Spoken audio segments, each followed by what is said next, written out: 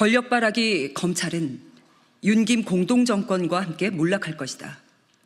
오늘 검찰이 기어코 대한민국 최고 권력자인 김건희 씨의 도이치모터스 주가 조작 사건을 무혐의 처분했습니다.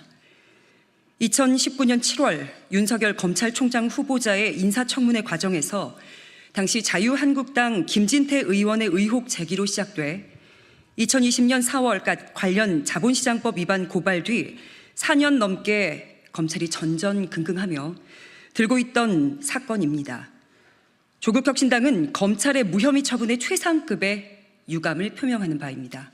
아울러 정치검찰의 노골적인 권력 바라기 행태를 강력하게 규탄합니다.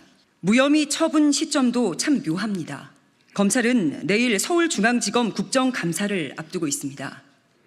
조국혁신당과 더불어민주당 등 야당들과 한판 뜨겠다고 노골적인 선전포고를 한 것입니다.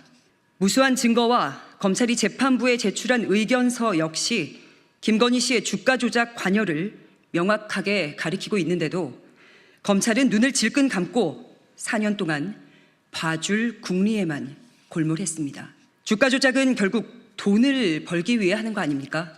한국거래소 자료를 보면 김건희, 최은순 모녀는 23억 원 상당의 수익을 올렸다고 합니다. 검찰이 법기술을 발휘하고 현란한 언사로 무혐의 처분을 해도 어떤 국민이 이걸 납득하겠습니까?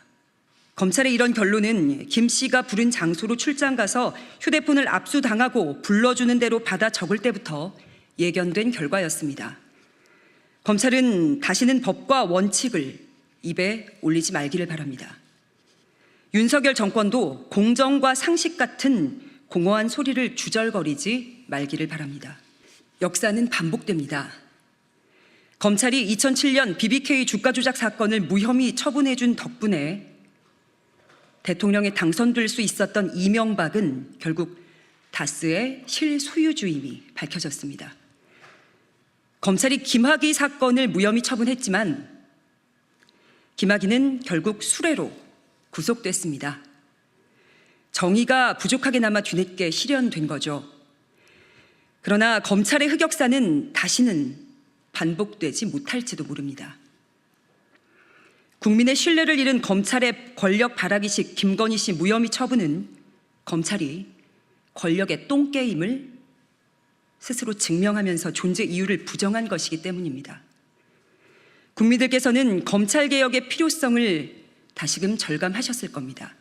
검찰의 해체와 근본적 재건축, 김건희 씨에 대한 특검만이 해답입니다. 조국혁신당은 다시 신발끈을 동여매겠습니다. 검찰을 중대범죄수사청과 공소청으로 분리해내겠습니다.